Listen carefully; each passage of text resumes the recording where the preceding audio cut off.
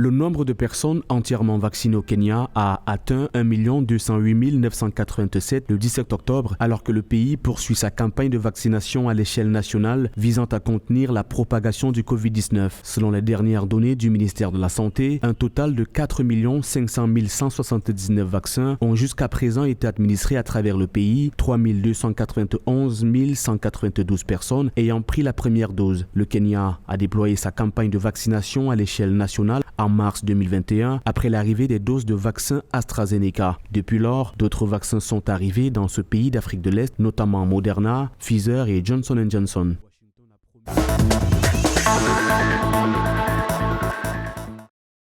Le ministre de la Santé, de l'Hygiène publique et de la couverture maladie universelle invite toutes les personnes de plus de 18 ans à se faire vacciner dans les centres prévus à cet effet. Une vaccination contre le Covid-19 gratuite et volontaire. Le ministère a enregistré ce 17 octobre 10 nouveaux cas de Covid-19 sur les 2093 échantillons prélevés, soit 0,4% de cas positifs, 76 guéris et un décès. À cette même date, la Côte d'Ivoire compte 61 038 cas confirmés, dont 59 447 personnes guéries, 682 décès et 909 cas actifs.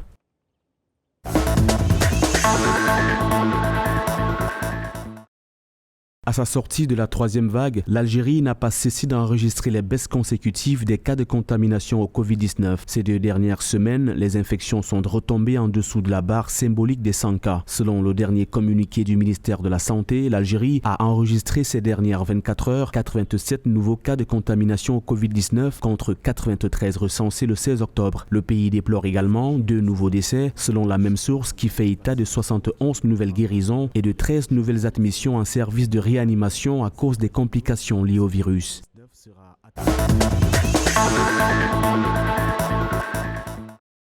Alors que la crise sanitaire engendrée par la pandémie de Covid-19 a provoqué la fermeture de nombreuses entreprises et mis au chômage des milliers de Malgaches, le groupement des entreprises de Madagascar a tenu son assemblée générale le 15 octobre. Les entrepreneurs de la Grande Île se disent dans l'attente et l'incertitude. La reprise reste incertaine pour la plupart des secteurs de l'économie malgache, notamment ceux de l'agriculture et du tourisme. La réouverture des frontières de la Grande Île est un symbole fort qui permettra aux opérateurs économiques de circuler davantage pour rencontrer leurs clients, estime Thierry Rajaona, président du groupement des entreprises de Madagascar.